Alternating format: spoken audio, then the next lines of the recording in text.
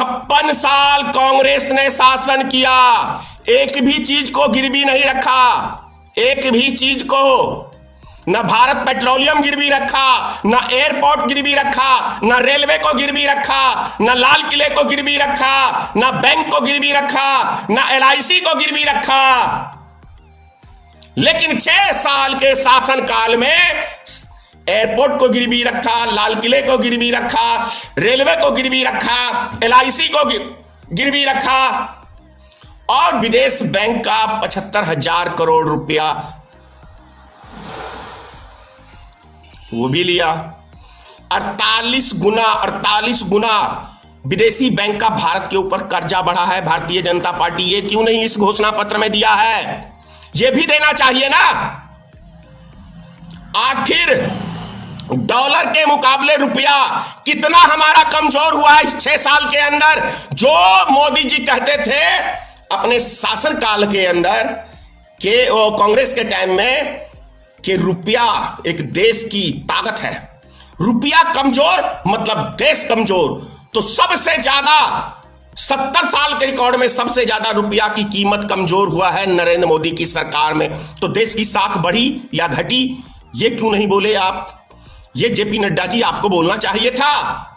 देश एक बात याद कर लो, आज कहोगे तो स्टाम्प पेपर पे मार के दे दूंगा कि जब मोदी 4 साल अभी और है, लेकिन इस 4 साल में जो भारत देश कंगला होगा या हो गया है, वो आने वाले 50 साल में भी भारत संभलेगा नहीं।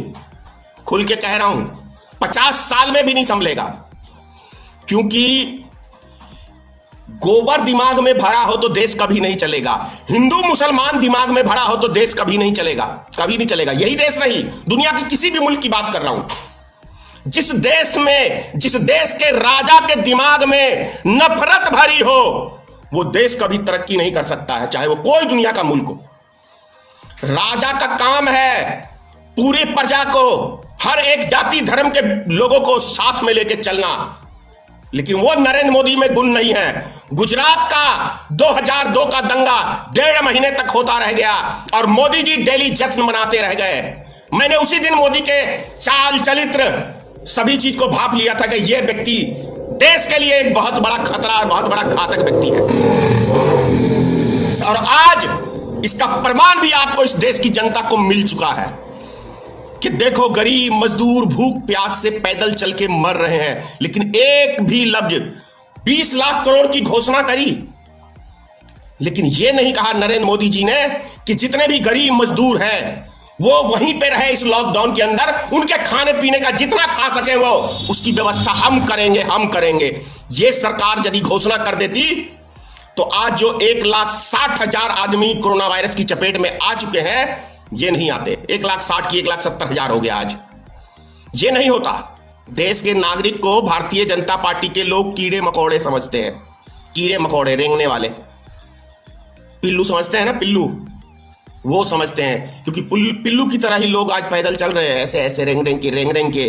और ये भारतीय जनता पार्टी के लोग शाम को जश्न मनाते हैं, ऐश मौज लेते हैं।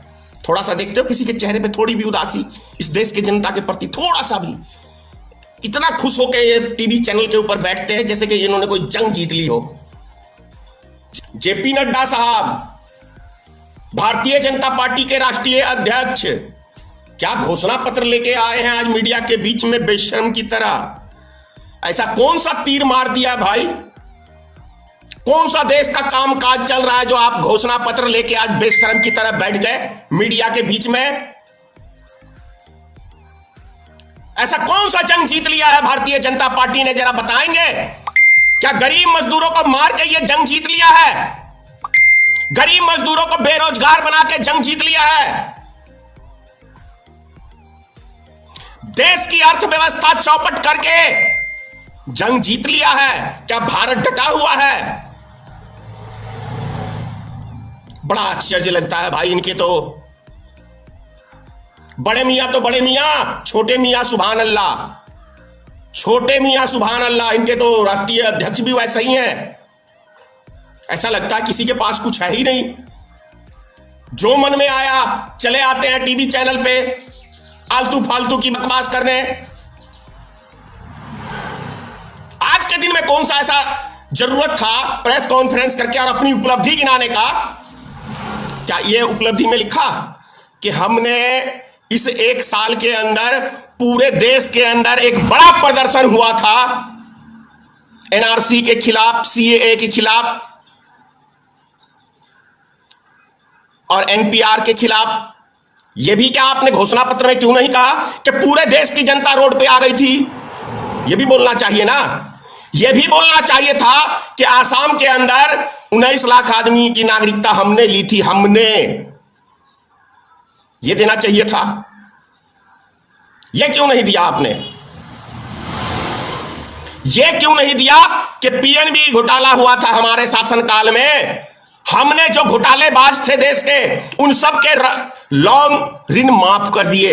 यह भी घोषणा पत्र में देना चाहिए था ना। यह भी घोषणा पत्र में देना चाहिए था कि हमारे मोदी जी ने 2 करोड़ प्रत्येक साल नौजवानों को रोजगार देने का वादा किया था, जो हम विफल हो गए। यह भी घोषणा पत्र में आज देना चाहिए था कि विदेश से हम काला धन 100 दिन के अंदर लाएंगे, जिसमें हम विफल हो गए। यह भी घोषणा पत्र में देना चाहिए था कि हमारी सरकार बनेगी तो किसानों की आय हम दुगुनी कर देंगे, जिसमें हम विफल हो गए। यह भी देना चाहिए था। यह सब चीजें नहीं बोलनी थी। यह भी देना चाहिए था कि देश की रेलवे हमारी आन बान शान है, जिसको हमने बेचने का एक रिकॉर्ड कायम किया है। एयरपोर्ट को बेचा, अपनी उपलब्धि में यह सब भी देना चाहिए। एलआईसी को बेचा, बैंक को बेचा, लाल किले को बेचा, एयरपोर्ट को बेचा, भारत पेट्रोलियम बेचा। यह सब उपलब्धियां क्यों नहीं देश की जनता को बताते अपने घोषणा पत्र के अंदर? यह उपलब्धियां जरूरी है कि आपके शासनकाल में देश की कौन कौन सी संपत्ति को आपने प्राइवेट हाथों में दिया है। जिस लाल किले से खड़ा होकर 15 अगस्त के दिन माननीय प्रधानमंत्री जी भाषण देते हैं, उस लाल किला को गिरवी रखने का काम आपने किया। ये उपलब्धि नहीं बतानी चाहिए। ऐसी उपलब्धियां बतानी चाहिए कि आपने कौन कौन से महान कार्य इस समय में किए हैं। आज देश का एक एक कारखाना बंद है, यह उपलब्धि नहीं बताओगे? यह भी उपलब्धि बतानी चाहिए।